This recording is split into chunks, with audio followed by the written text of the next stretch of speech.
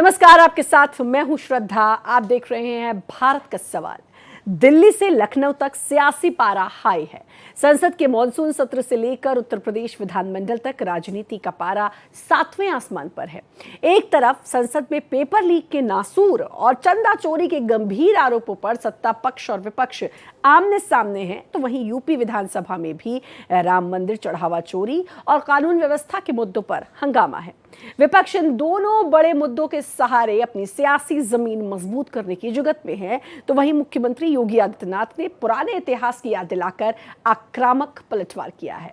क्या जनता इन सवालों पर मुहर लगाएगी या विपक्ष के उठाए गए मुद्दों पर भरोसा करेगी? और सबसे बड़ा सवाल यह है कि पेपर लीक, चढ़ावा चोरी, यूपी चुनाव की सियासी डोरी। दिल्ली से लेकर लखनऊ तक सियासत का पारा 7वें आसमान पर है। संसद के मानसून सत्र में सदन से लेकर सड़क तक दो सबसे बड़े मुद्दों पर भारी घमासान मचा हुआ है। एक तरफ युवाओं के भविष्य से खिलवाड़ बनता पेपर लीक का नासूर, तो दूसरी तरफ सियासी गलियारों में गूंजता चंदा चोरी का गंभीर आरोप, जिसको लेकर सत्ता पक्ष और विपक्ष लगातार आमने सामने हैं। लोकसभा और राज्यसभा में जमकर हंगामा देखने को मिल रहा है। जो डिमांड है वो तो विषय अलग है, उसका तो हम लोग तू में कभी कभी होते रहता है। बिल पे तो चर्चा होना चाहिए ना। महत्वपूर्ण बिल देश के लिए, भविष्य के लिए जब लाते हैं तो बिना चर्चा के पारित होने से अच्छा लगता है क्या? नहीं लगता है ना। वो बाद में बताएंगे। मैं तो आज बहुत दुखी हूँ कि पार्लियामेंट में 2 बिल पास किए और सरकार के पक्ष में जो लोग थोड़ा बोले, विपक्ष के लोग बिल्कुल नहीं बोले, हंगामा किया। इसलिए मैं दुखी हूँ। जब तो मैं कह रहा हूँ कांग्रेस लोग बहुत खराब काम किया। चंदा चोरी का मामला है, उसमें उनकी राय क्या है? और विद्यार्थियों को पीटा गया, उनके ऊपर पैलेट गन चलाया गया, गैस चलाया गया, सब कुछ किया। आखिर ये हुआ क्यों? किस लिए हुआ? और उसके लिए वो और होम मिनिस्टर दोनों जिम्मेदारी लेकर अपने स्टेटमेंट तो देना चाहिए। वहीं उत्तर प्रदेश विधानमंडल के मानसून सत्र की शुरुआत के साथ ही हंगामे का ऐसा बवंडर उठा है जिसने राजनीतिक सरगर्मी बढ़ा दी है। एक तरफ विपक्ष राम मंदिर चढ़ावा चोरी और पेपर लीक के मुद्दों पर सरकार को घेरने की पुरजोर कोशिश कर रहा है, तो दूसरी तरफ मुख्यमंत्री योगी आदित्यनाथ ने दो टूक अंदाज में विपक्ष पर जोरदार पलटवार किया है। अयोध्या के मुद्दे को वे लोग उठा रहे हैं जिन्होंने राम भक्तों पर गोलियां चलाई थी, जो जय श्री राम बोलने पर लाठी गोली चलाते थे, जिन्होंने श्री राम मंदिर के निर्माण में वकीलों की अपनी फौज न्यायालय में खड़ी करके इस बुरे कार्यक्रम को बाधित करने का प्रयास किया था। और राम मंदिर में चंदा चोरी की बात वे लोग करते हैं जिन लोगों के जेब से एक पैसा भी राम मंदिर निर्माण के लिए नहीं निकला है। इनके दोहरे चरित्र को देश देख रही है, दुनिया देख रही है। एक तरफ जहां विपक्ष दान पेटी और पेपर लीक के सहारे सरकार को घेर कर सियासी जमीन तलाश रहा है, वहीं मुख्यमंत्री योगी आदित्यनाथ ने पुराने इतिहास की याद दिलाकर हिंदुत्व और कानून व्यवस्था के मुद्दे पर आक्रामक रुख अख्तियार कर लिया है। साफ है कि मानसून सत्र का रण महज सदन की बहसों तक सीमित नहीं है, बल्कि आने वाले चुनावी मैदान की एक बड़ी और तीखी रिहर्सल बन चुका है। अब देखना ये होगा कि जनता आस्था के इन सवालों पर भरोसा करती है या फिर विपक्ष के उठाए गए मुद्दों पर मुहर लगाती है। Bureau report, Bharat express. तो अब देखना यह होगा कि जो तमाम मुद्दे चल रहे हैं, क्या इससे पृष्ठभूमि तैयार की जा रही है यूपी विधानसभा 2027 के चुनाव की, और इसी पर हम चर्चा भी करेंगे। हमारे साथ मेहमान जुड़ चुके हैं। प्रशांत पटेल प्रवक्ता बीजेपी की तरफ से हमारे साथ जुड़े हैं, डॉक्टर पूजा मिश्रा प्रवक्ता समाजवादी पार्टी की तरफ से हमारे साथ जुड़ी हैं, प्रोफेसर सौरभ मालवीय राजनीतिक विश्लेषक हमारे साथ जुड़ेंगे। आप सभी का बहुत बहुत स्वागत है। प्रशांत पटेल जी, पहले मैं आपका रुख कर लेती हूँ, क्योंकि जो कुछ भी, चाहे मैं संसद की बात करूं और अब यूपी में भी मॉनसून सत्र शुरू होने जा रहा है, आज जिस तरीके से सीएम योगी विपक्ष पर निशाना साधते हुए नजर आए और उन्होंने जिस तरीके से कहा कि जो लोग राम भक्तों पर गोली चलवाते थे वो अब राम राम चंदा चोरी की बात कर रहे हैं, दोहरा रवैया अपना रहे हैं। क्या आप समझा जाए कि यूपी विधानसभा चुनाव की तैयारियां सभी पार्टियों की ओर से शुरू हो चुकी हैं, मुद्दे हर कोई अब बटोर रहा है? देखिए, मुख्यमंत्री जी ने बिल्कुल ठीक बात कही है और 2-3 दिन पहले आपने पार्लियामेंट में देखा किस तरीके से साधु संतों का अपमान किया गया, भगवान राम की मूर्ति नीचे रख करके अपमान किया गया। भाई, विषय आपका था चंदा चोरी का, तो जो चंदा चुराने वाले कर्मचारी थे गिरफ्तार हो गए। इसका तो कोई साधु संत से कोई लेना देना नहीं है, ना ही पुजारियों का कोई उसमें संलिप्तता पाई गई, ना ही पुजारियों ने कोई चोरी की है। लेकिन उसकी आड़ में लेकर के आप भगवा साधु को, साधु संत को अपमानित कर रहे हैं। और उस पप्पू यादव के साथ कौन खड़े थे? अवधेश प्रसाद और डिंपल यादव जी। तो ये पूरी तरीके से समाजवादी पार्टी की संलिप्तता है। और जो ये आज राम भक्त होने का दावा कर रहे हैं, इनके मन में जो भगवान राम के प्रति, राम मंदिर के प्रति जो द्वेष है, समय समय पर बाहर आ जाता है। और यही समाजवादी पार्टी थी, मुलायम सिंह यादव जी मुख्यमंत्री थे जिन्होंने राम भक्तों पर गोली चलाई। आज उनके जो पुत्र जो है कहते हैं हमने नहीं चलाई गोली, जबकि शिवपाल यादव जी का दिसंबर 1992 का पार्लियामेंट में बयान है। 2001 में मुलायम सिंह यादव जी का पार्लियामेंट में बयान है कि अगर मैं गोली नहीं चलाता तो मुसलमानों का विश्वास टूट जाता। कैंट विधानसभा में जब डिंपल यादव जी चुनाव लड़ी थी 2017 में, तब मुलायम सिंह यादव जी का बयान है। ये नंबर साफ टाइम मुलायम सिंह यादव जी ने बोला है कि मुझे मुसलमानों का विश्वास करने के लिए गोली चलानी पड़ी राम भक्तों पर। और मुलायम सिंह यादव जी स्वयं को मुल्ला मुलायम कहने का गर्व महसूस करते थे। कोई हिंदू या भाजपा उनको मुल्ला मुलायम नहीं कहते थे, मुसलमान प्रेम से कहते थे कि हमने उनके लिए गोली चला दी, हम मुल्ला मुलायम की पदवी देते हैं। वो इसको गर्व से स्वीकार करते थे। लेकिन आज दुर्भाग्य है कि उनके बेटे अपने पिता की बात को मान नहीं, उनको डिसोन कर दे रहे हैं। आज इनको राम मंदिर की याद आ रही है। और मुख्यमंत्री जी ठीक बोला है, जफर जिलानी कौन थे? मतलब कुल मिलाकर हम ये समझे कि 2027 में यूपी विधानसभा के जो चुनाव है उसमें भी राम मंदिर का मुद्दा गूंजेगा। जैसे पिछले बार के चुनाव में गूंजा था, उसके बाद राम मंदिर का निर्माण हुआ, अब जब उसे कैश करने का वक्त आया तो उससे पहले चंदा चोरी हो गई। तो अब विपक्ष के पास भी मुद्दा है और आपने जिस तरीके से पप्पू यादव के मुद्दे को लपका है तो आप लोगों के पास भी मुद्दा है। डॉक्टर पूजा मिश्रा, क्या कहना चाहेंगी कि आज सीएम योगी ने बड़ा आरोप लगाया, उन्होंने कहा कि जो लोग राम भक्तों पर गोली चलवाते थे, और इसका जिक्र अभी प्रशांत पटेल जी ने भी किया कि कई बार मुलायम सिंह यादव, स्वर्गीय मुलायम सिंह यादव, डिंपल यादव जो है वो कह चुकी हैं कई बार अपनी बातों में। तो क्या लगता है ये एक बड़ा मुद्दा अब बनकर उभरने वाला है 2027 के चुनाव में?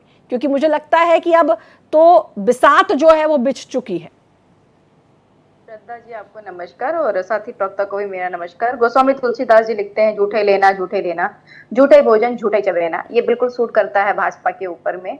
अभी हम लोग सदन में सुन रहे थे, बच्चों के ऊपर में गोलियां चलाई गई हुई थी, पैलेट गन्स चलाए गए हुए थे, AK-47 चला हुआ था। तो जितेंद्र हैं, इनके मंत्री हैं, उन्होंने कहा कि मजिस्ट्रेट ऑर्डर देता है। पर अगर श्रद्धेय नेताजी की बात होती है ना, तो वो श्रद्धेय नेताजी ऑर्डर देते हैं। इनके केस में मजिस्ट्रेट ऑर्डर देता है। कौन कहाँ से लेकर के गया, कब किसने ऑर्डर दिया, इसकी कहीं से कोई जानकारी निकल करके नहीं आती। अब उसके बाद में आ जाते हैं कि भाजपा, बाप रे, ये लोग तो इन्हें तो मतलब वो मेनिया है भगवा का। और बाकी लोग तो जो है सनातन के विरोधी हैं। इकलौती भाजपा है जो सनातन के प्रेमी है और सनातन का जो पताखा है उठा करके लेकर के चल रही है। इनको इस बात से आपत्ति होती है कि मकर द्वार पर पप्पू जी जो है बन करके बैठते हैं। एक कालनेमी वो होता है जो इसके मन में राम नहीं होता है, पर वो ऊपर से जो है धारण ऐसा किया रहता है रूप, जो कि भगवान श्री राम जी का भक्त हो। तो सारे कालनेमी थे भगवान श्री राम जी के मंदिर में, जो कह तो रहे थे कि हम राम भक्त है, पर वहां पे कर रहे थे चोरी, चढ़ावा चोरी, चंदा चोरी वहां पर कर रहे थे। उसका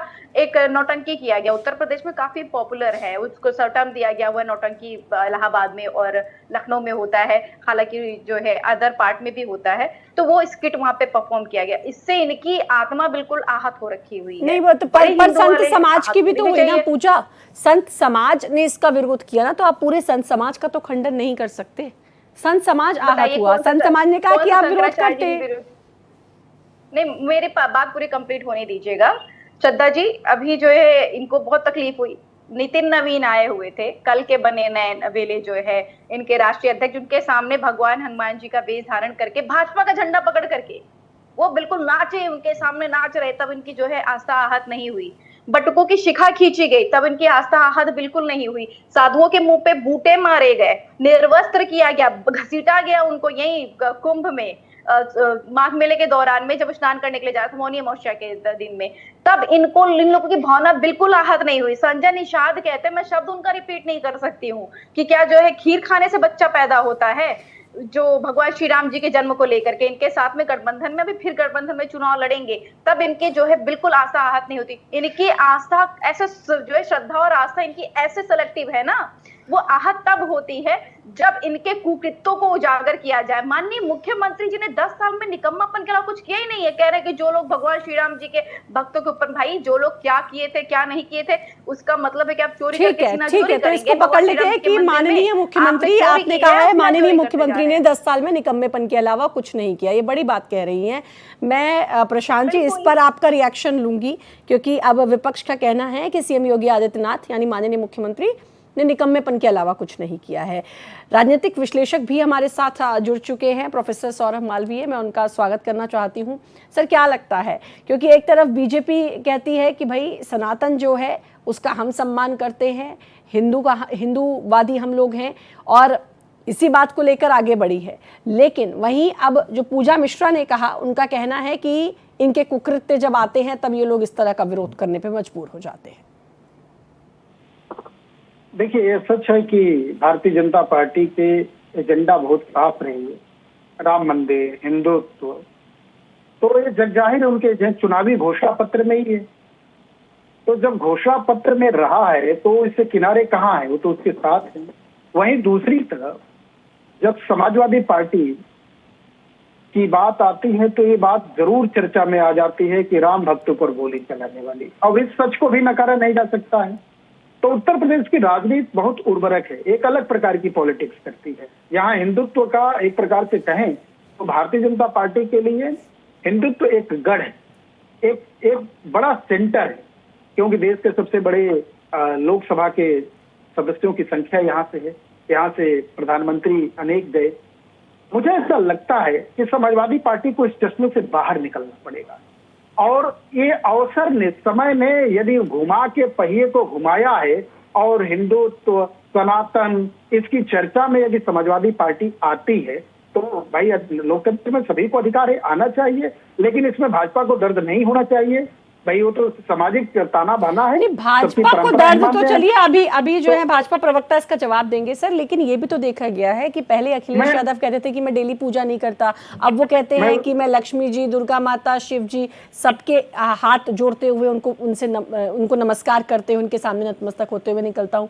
तो ये जो विरोधाभास देखने को मिला, तो इससे हम ये तो समझेंगे ना कि भाई जैसा माहौल उस हिसाब से ढल जाओ, और हर किसी को वोट का लालच है। मैं हर दल के लिए बोल रही हूँ, बाकी किसी चीज से कोई मतलब नहीं है, शायद बाकी तो भगवान श्री राम से भी मतलब नहीं है, लेकिन वोट के लिए कैसे बदला जाता है। भाजपा इस मामले में थोड़ी ऊपर इसलिए हो जाती है क्योंकि पहले दिन से उसी की बात कर रही है, वो तो उसी पर चल रही, चाहे उसको आप एजेंडा कहें चाहे कुछ कहें, लेकिन बाकी दल जो हैं वो तुरंत जो उन्होंने पलटी मारी है उसको कैसे समझेंगे।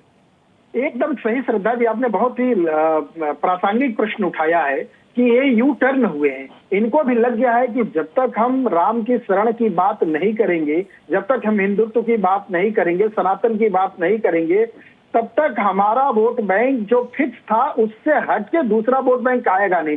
सत्ता से बाहर रहते हुए लगातार 2 बार समाजवादी पार्टी बाहर है, तो मुझे लगता है पार्टी चरमरा जाती है। 94 से लेकर आज तक लगभग 30 वर्ष होने जा रहे हैं और कांग्रेस उत्तर प्रदेश में है नहीं। तो मजबूत दल के रूप में बीजेपी के सामने सपा है और सपा के सामने बीजेपी है, वो भी जब 10 साल बाहर हैं तो इनको आना पड़ेगा। इसलिए यह चुनावी मौसम में। तो प्रशांत जी, आपसे मेरा सवाल था, अभी थोड़ी देर पहले पूजा ने कहा कि 10 साल से जो माननीय मुख्यमंत्री हैं उनका निकम्मापन देखने को मिला है, कैसे इस बात को आप डिफेंड करेंगे, क्योंकि एक बड़ी बात कही है पूजा ने यहाँ पे। देखिए, निकम्मापन तो समाजवादी पार्टी का दिखता है कि जिस तरीके से बार बार जनता उनको हराने का काम कर रही है, और अभी आप अखिलेश यादव जी का ट्विटर अकाउंट पे देखेंगे, उनकी भाषा शैली देखेंगे तो लगेगा कोई एक ट्रोल कोई उस ट्विटर अकाउंट को चल रहा है। लगता है नहीं कि एक पूर्व मुख्यमंत्री की, जो 5 बार के सांसद रहे हैं, एक पूर्व मुख्यमंत्री के बेटे, उनकी भाषा है। कोई एआई से कोई वीडियो डाल देंगे जिसमें कोई सत्यता नहीं होगी। अभी कल भी एक इन्होंने डाला है।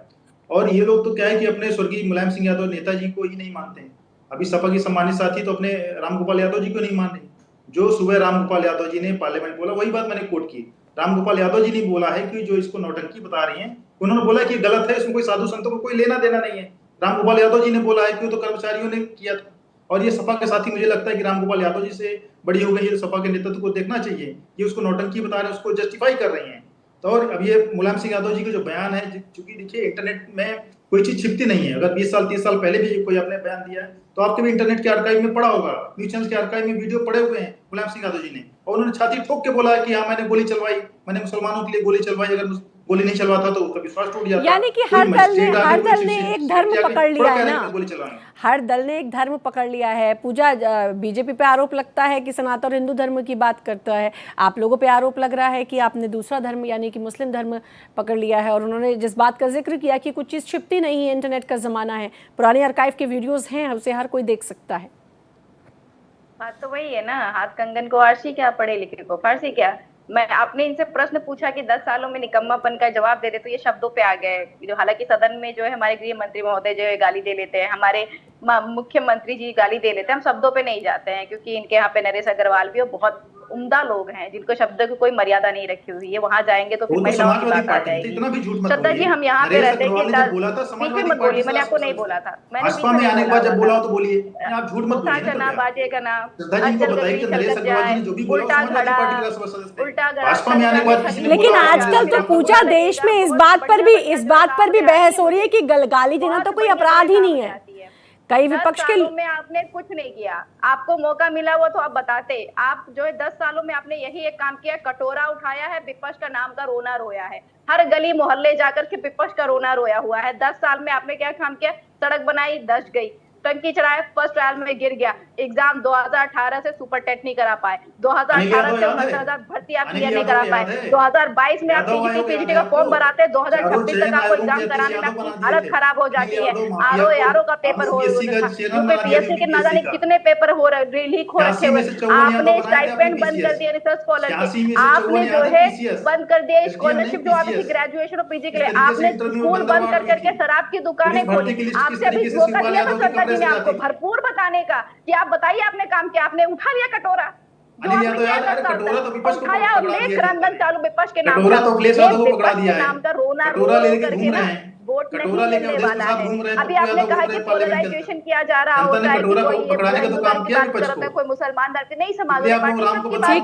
प्रोफेसर सौरभ, आपको क्या लगता है ये जो इस वक्त यहाँ इस पैनल पर भी, और आप रोजाना अलग अलग पैनल में देखते होंगे कि कैसे अलग अलग पार्टी के जो प्रवक्ता हैं इसी तरीके से बात करते हैं एक दूसरे से, और कई बार तो समझ में भी नहीं आती क्योंकि दोनों एक साथ बोल रहे होते हैं।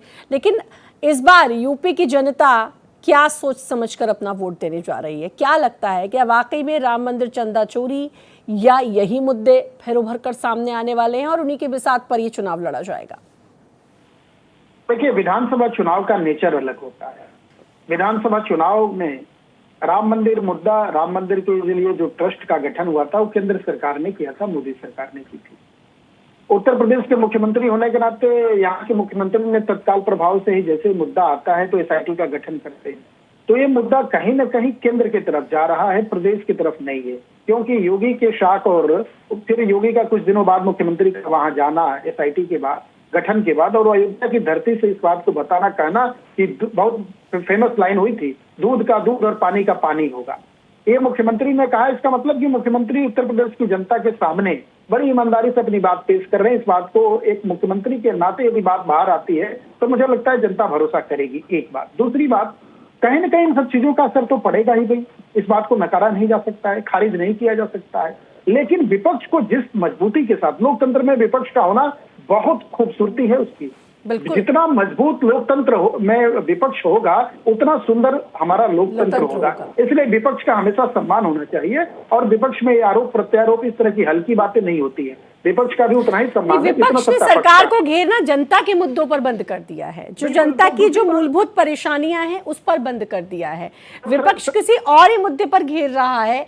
छात्र का नीट पेपर जो लीक हुआ उसमें कॉकरोच जनता पार्टी बन गई, फिर उसमें भी अलग अलग तरीके के वाद विवाद और आपस में विपक्ष जो था वो भी एकजुट होता हुआ नहीं दिखाई दिया। तो ये जो इन सारी चीजों का उत्तर प्रदेश के सामाजिक समीकरण को, राजनीतिक समीकरण को, भौगोलिक समीकरण को देखें तो यहाँ पर उत्तर प्रदेश में यदि कांग्रेस और सपा एक होती है, जिसकी संभावना कम है, तो सीट शेयरिंग की लड़ाई बहुत नंबर 1 है। नहीं, वो भी कहाँ हो पाती है? दो लड़के यूपी के 2 लड़के, आपको याद होगा, वो भी नहीं हो पाता है, वो भी नहीं चल पाया, वो भी नहीं हो पाता है। चलना छोड़िए, 2024 में उपचुनाव हुए थे, उसमें भी नहीं हो पाया था, उसमें भी सीट शेयरिंग का मुद्दा था। तो सबसे बड़ी बात कि हर कोई राजनीति कर रहा है, राजनीति से ऊपर उठ के जनहित की तो बात कोई करता नहीं है, और जब सदन चलता है उसमें भी नहीं करते। हमारे टैक्स के पैसे जो हैं वो ऐसे ही जाया चले जाते हैं, हर दिन सदन चलता है, हंगामे की भेंट चढ़ जाता है। बहुत बहुत शुक्रिया आप सभी का जुड़ने के लिए, अपना समय देने के लिए। और इसी के साथ भारत का सवाल में इतना ही। बाकी खबरों के लगातार बने रहिए भारत एक्सप्रेस के साथ।